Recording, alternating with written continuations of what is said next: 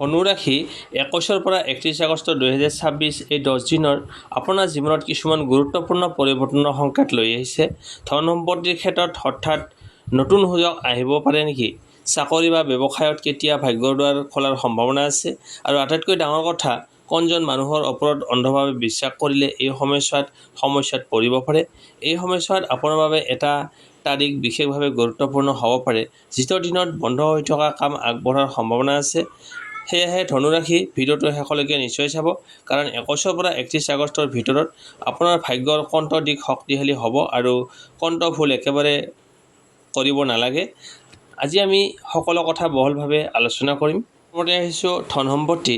21 পৰা 31 আগষ্টলৈকে ধনুৰাশিৰ জাতক জাতিকাসকলৰ বাবে ধন সম্পত্তিৰ ক্ষেত্ৰত মধ্যমীয়া কিন্তু আশাব্যঞ্জক সময়। বিশেষকৈ যিসকলে বহুদিন ধৰি কোনো পে'মেণ্ট, বকেয়া ধন বা আৰ্থিক সুযোগৰ অপেক্ষাত আছে, তেওঁলোকৰ বাবে এই সময়ছোৱাত কিছু ভাল খবৰ আহিব পাৰে। ইনকামৰ নতুন পথ, চাকৰিৰ উপৰিও ব্যৱসায়, পাৰ্ট টাইম কাম, কমিছন, অনলাইন কাম বা কোনো পুৰণি যোগাযোগৰ জৰিয়তে উপাৰ্জনৰ সুযোগ সৃষ্টি হ'ব পাৰে। 24 পৰা 27 আগষ্টৰ ভিতৰত কোনো প্ৰস্তাৱ পালে ভালদৰে পৰীক্ষা কৰি আগবাঢ়িব। সম্পত্তিৰ বিষয়ে ঘৰ, মাটি, যান-বাহন কিনা বেচাৰ কথা চিন্তা কৰা লোকসকলে কাগজ-পত্ৰ ভালদৰে পৰীক্ষা নকৰাকৈ সিদ্ধান্ত নল'ব। পৰিয়ালৰ কোনো সদস্যৰ পৰামৰ্শ এই ক্ষেত্ৰত উপকাৰী হ'ব পাৰে। সাৱধানতা, এই সময়ত বন্ধুত্ব বা আত্মীয়ৰ নামত ধন ধাৰে দিয়া, জামিনদাৰ হোৱা বা খৰধৰকৈ ইনভেষ্ট কৰা এৰাই চলা ভাল। বিশেষকৈ অতি কম সময়ত দুগুণ লাভ ধৰণৰ প্ৰলোভনৰ পৰা আঁতৰি থাকিব। ব্যৱসায়ীসকলৰ বাবে পুৰণি গ্ৰাহক বা পুৰণি যোগাযোগৰ পৰা পুনৰ কাম পোৱাৰ সম্ভাৱনা আছে, কিন্তু লাভ বৃদ্ধি কৰাৰ লগতে খৰচ নিয়ন্ত্ৰণ কৰাটো অতি জৰুৰী।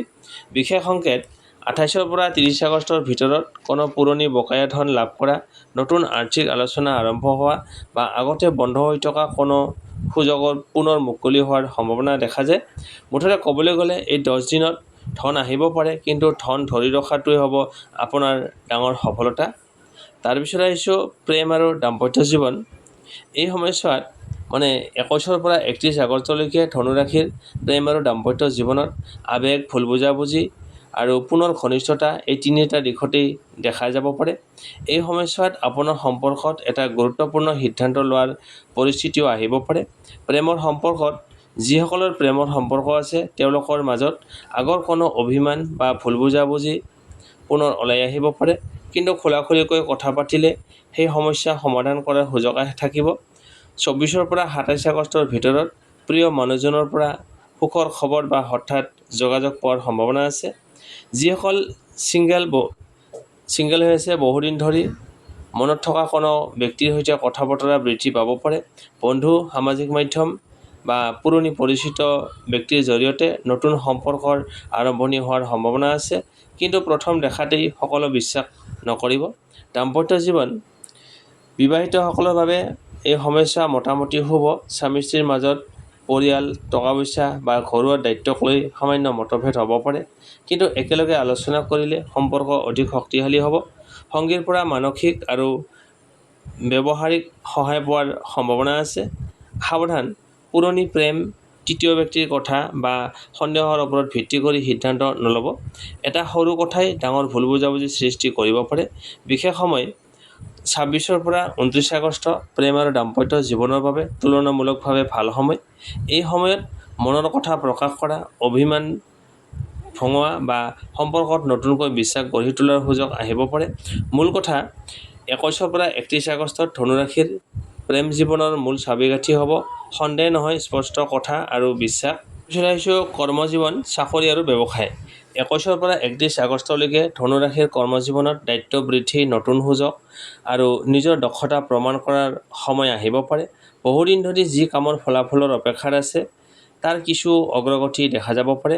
চাকৰিয়াল লোকসকলৰ বাবে কামৰ প্ৰেছাৰ বৃদ্ধি পাৰে, যদিও আপোনাৰ কাম উচ্চপদস্থ ব্যক্তি বা বিষয়াসকলৰ নজৰত পৰাৰ সম্ভাৱনা আছে। নতুন দায়িত্ব, বিভাগ সলনি বা গুৰুত্বপূৰ্ণ প্ৰজেক্টৰ সুযোগ আহিব পাৰে। 24 পৰা 27 আগষ্টৰ ভিতৰত চাকৰি সলনি বা নতুন চাকৰিৰ চেষ্টা কৰাসকলে ভাল খবৰ পাব পাৰে, কিন্তু কৰ্মক্ষেত্ৰত সহকৰ্মীৰ সৈতে অহেতুক তৰ্ক বিতৰ্ক নকৰিব। আপোনাৰ কথা সঠিক হ'লেও কঠোৰ ভাষাই সমস্যাৰ সৃষ্টি কৰিব পাৰে। চাকৰি বিচৰাসকলৰ বাবে পুৰণি আবেদন, পৰিচিত ব্যক্তি বা আগতে যোগাযোগ কৰা কোনো প্ৰতিষ্ঠানৰ পৰা পুনৰ সুযোগ আহিব পাৰে।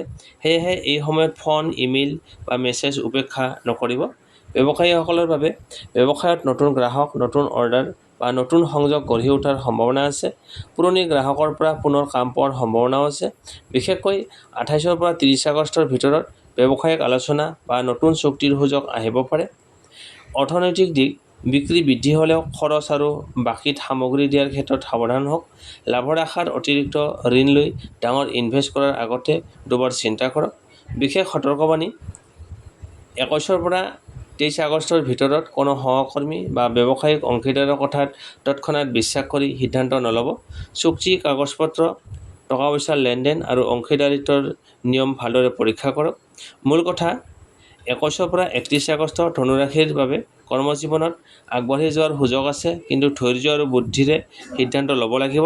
এইটোৱে আপোনাৰ মূল মেছেজ। তাৰপিছত আহিছোঁ স্বাস্থ্য আৰু ভাগ্য। স্বাস্থ্য, 21 পৰা 31 আগষ্টত ধনুৰাশিৰ জাতক-জাতিকাসকলে নিজৰ দৈনন্দিন ৰুটিন আৰু বিশ্ৰামৰ প্ৰতি অলপ বেছি গুৰুত্ব দিয়া ভাল। কামৰ প্ৰেছাৰ, অনিয়মিত খাদ্যৰ অভ্যাস বা কম টোপনিৰ বাবে ভাগৰ, অস্বস্তি বা মন-মেজাজ উঠা-নমা অনুভৱ হ'ব পাৰে। সময়মতে খাদ্য গ্ৰহণ, পৰ্যাপ্ত পৰিমাণে পানী, নিয়মীয়া টোপনি আৰু দৈনিক অলপ খোজ কঢ়া উপকাৰী হ'ব পাৰে।